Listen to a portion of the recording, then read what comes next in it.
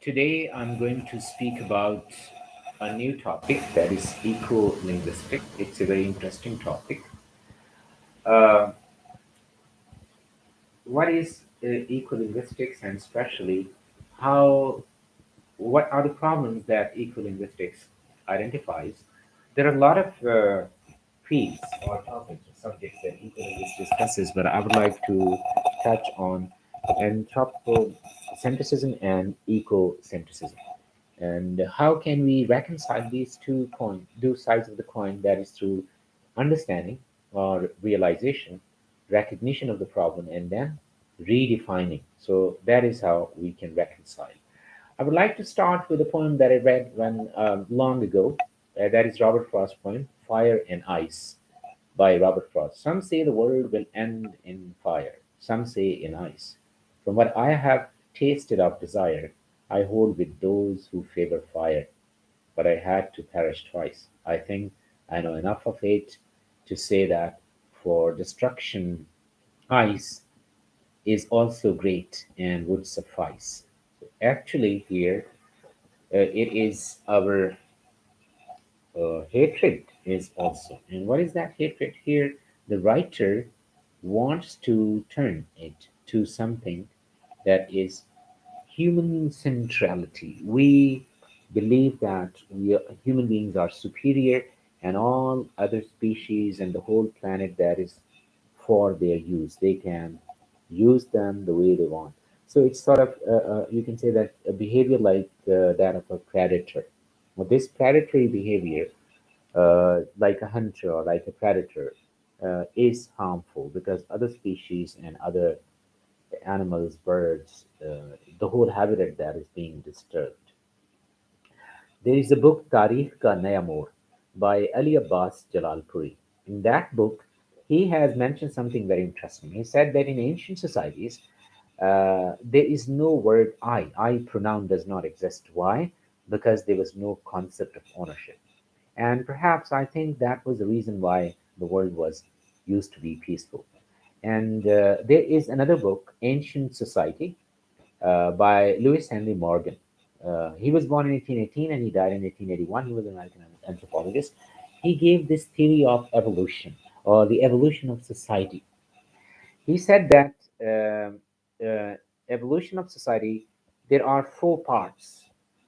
He gave this development or evolution of society in four parts. He divided the book into four parts. That is, number one, growth of intelligence through inventions and discoveries, growth of the idea of government, growth of the idea of the family, growth of the idea of property. That is where things start again. And another point from this book, that is two theories of evolution are used, an idealistic and materialistic one. According to the idealistic one, institutions are explained as the accumulated product of germs of thoughts in the human mind. And the second theory rests on zoological, ecological, technological explanations. Man is seen as an animal species. And what is the problem here? That is when human control is extended or it is improved, the culture evolves. And that is which is creating problems because of massive urbanization and industrialization, consumerism that has increased. So these things are creating problems. And these problems are affecting the other species, the whole ecosystem that is being affected because of this. So this realization among human beings, it's not early. There are right now the most famous writer is Aaron Stibbe. He is a professor of ecological linguistics at the University of Gloucestershire. He has written a book. He has done a lot of work, and he is doing. He is still young, so I expect and I hope that he will share a lot, and he will do a lot of work on this in this field. He wrote a book that is Stories We Live By. In that book, he says that we live by some stories like individualism, progress, economism, and anthropocentrism. These things are the key areas, and that is, they have, like, human beings have become selfish consumers, and they don't care about other things. So some of the Aaron Stevie, he has given a systematic study of human control and usurpation of the all the resources and how it is affecting the environment and how through language these things are conceived. But there are some writers who are very open and they are bitter and acerbic and caustic. I will give the example of Mark Twain. Read Damned Human Race, the essay, or Letters from the Earth. He said, I will share one quote from Mark Twain, of Mark Twain. He said, I have been studying the traits and dispositions of the lower animals, so called, and contrasting them with the traits and disputes of man. I find the results humiliating to me. Mark Twain. There is another book that I'd like to mention. It is by Indra Sinha, Animals People. Here in this book, the narrator is a 19-year-old orphan, born a few days before the notorious Bhopal disaster. And this boy has a problem. His spine has become twisted. That is why he cannot walk on his legs. He walks on all four. That is I mean, the problem. And everybody, he is known to everybody simply as Animal. And there is one quote from this book, and he says, I used to be human once. So I'm told. I don't remember it myself. But people who knew me when I was small say I walked on 2 feet, just like human beings. It's a very, you can say, it jolts you, or it is an awakening call for us. Because in Bhopal, India, 1984, um, there was a pesticide plant, and it released 40 tons of toxic gas, immediately killing almost 3,000 people and causing at least 15,000 to 22,000 deaths. And this novel is loosely based on that incident. And so it is like, it's a very interesting read. What is the impact of this modern development and unchecked industrialization and how it impacts people? Another work which is very famous is by another area is Green Romanticism. Jonathan Bates, he contextualizes uh, work on Lord Byron's poem Darkness. I can't read the whole poem, but I've selected a few lines here. I had a dream, which was not all a dream.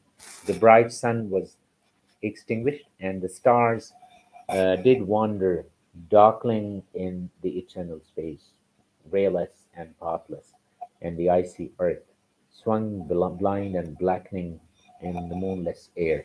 Morn came and went and came and brought no day. George uh, Gordon, Lord Byron.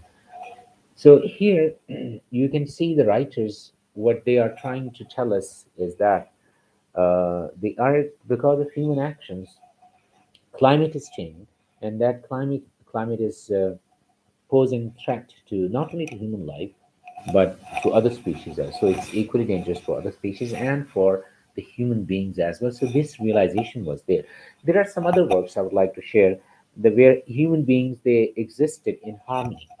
I read a poem when I was a student, that is Little Girl Found by William Blake, in which a girl is lost and her parents they find her and she is living with animals peacefully. Similarly, Balzac's short story Passion in the Desert, in which it's a story of a soldier. He's lost in the desert. And there is no human being, so he starts playing with the lioness, and that lioness, there's a beautiful relationship between them. But one day, by mistake, he killed her.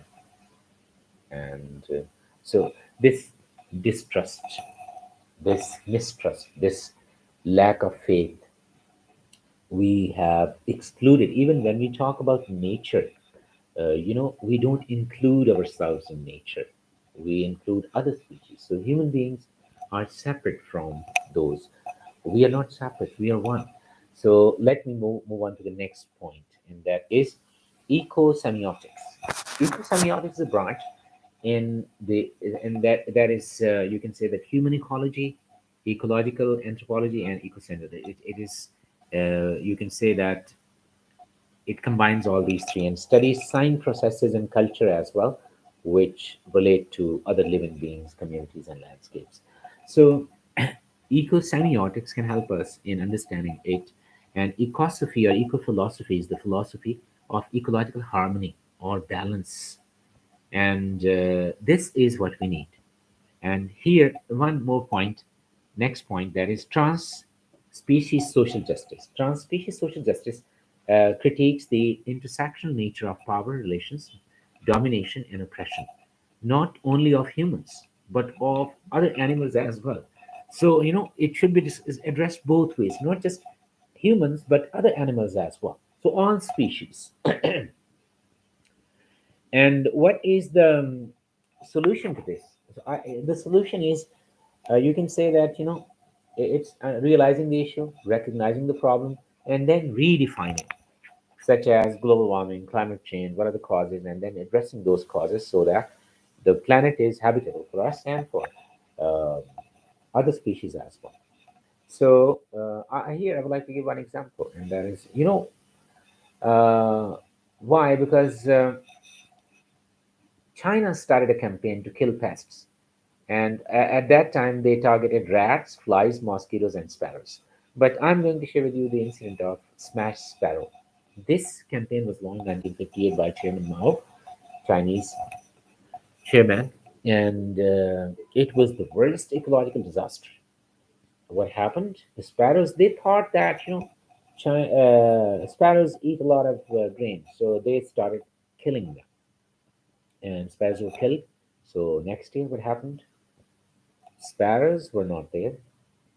So the locusts and the pests, they started destroying the crops, and the rise was exponential, and there were no sparrows left to predate those them. So what happened? Famine occurred, and 15 million people were killed.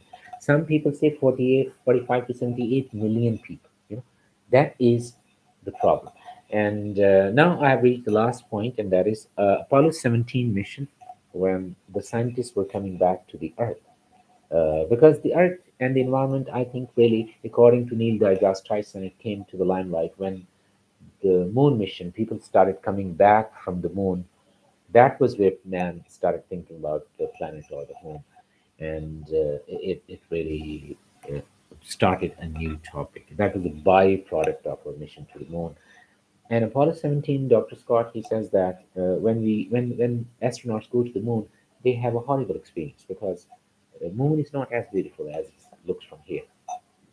But when they come back to the Earth, the beauties of the Earth start increasing as they move towards the Earth.